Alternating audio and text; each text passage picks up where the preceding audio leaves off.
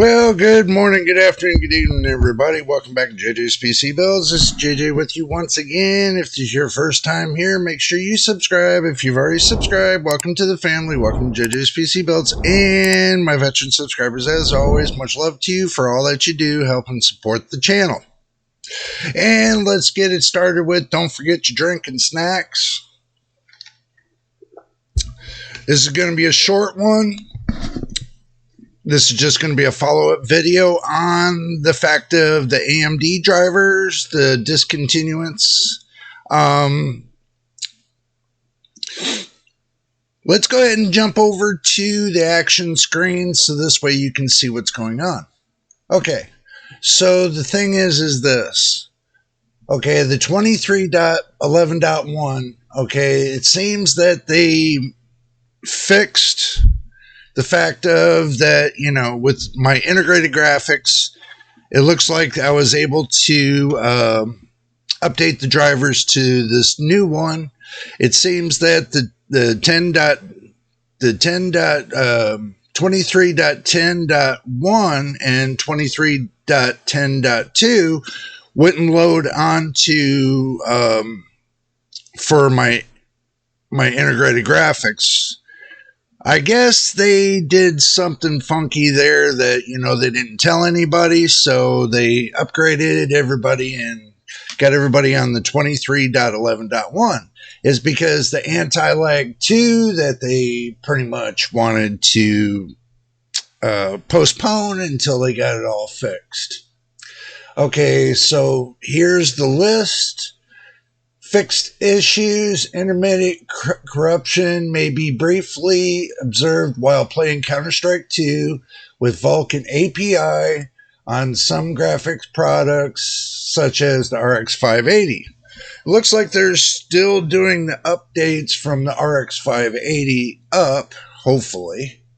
Some of them that they're not doing the update for, that they end of life and it was the end of story. Okay, now, unable to select summary and ACCA software, efficacious agricultural design on some AMD graphic products, such as the Radeon 7.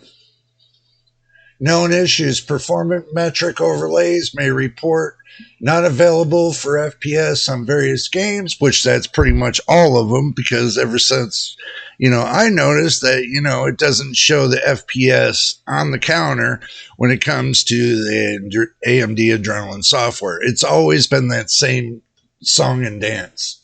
System crash or AMD software Adrenalin edition may fail to respond when changing tuning present on some AMD graphic products such as the Radeon RX Vega 64.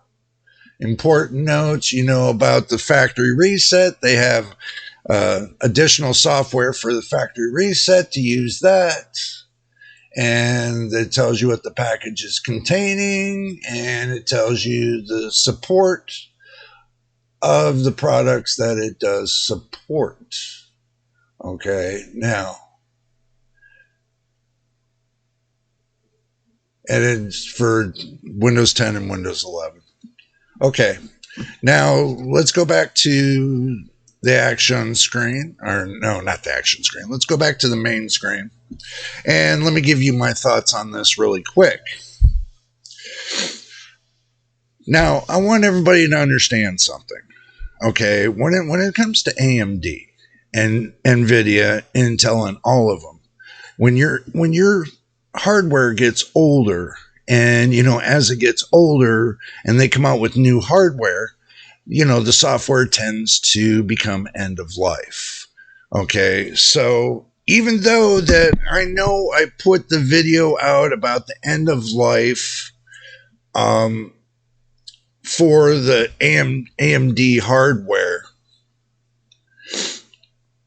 and I did tell you all at the end of the video that it is going to be a follow-up if AMD does something different, which they did. They put out the 23.11.1.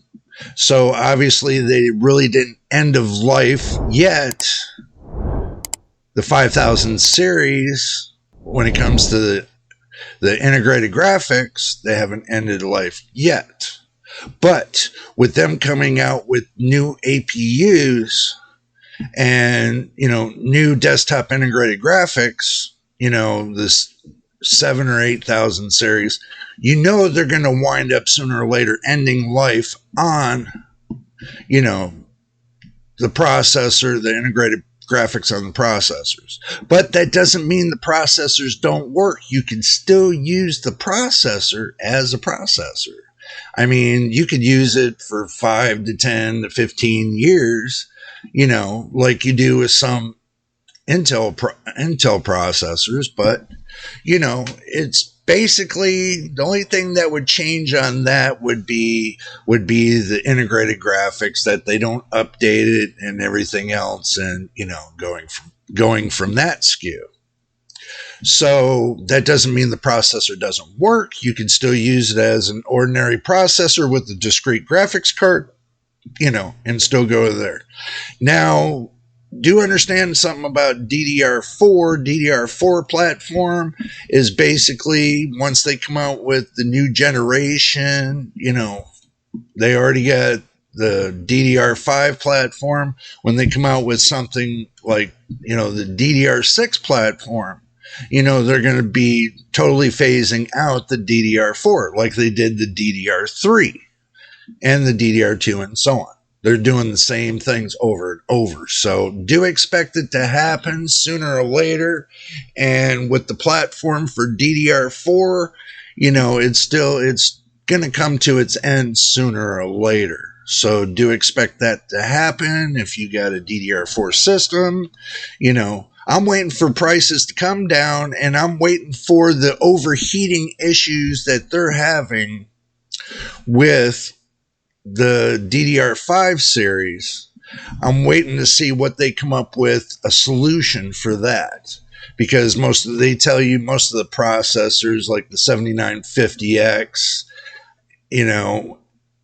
it loves the heat and everything else. But yeah, it might love the heat, but you ain't gonna love the heat in your room that you're in, trying to keep it at about 70 some degrees, and then you got a processor running at 100 degrees and Fahrenheit, and what happens is that you turn around and you got a hot box for a room, and that's what a lot of people are trying to eliminate. So, but you can undervolt it and keep the temperature down below a certain degree of temperature and still get the same performance out of your processor. Do keep that in mind. But as far as with the limitations of and the end of life when it comes to the software for the AMD hardware, okay, when that starts to roll out, and I officially, and I mean, I thought the person that I was talking to was a reliable source, and don't get me wrong, he is a reliable source, but obviously he was misinformed,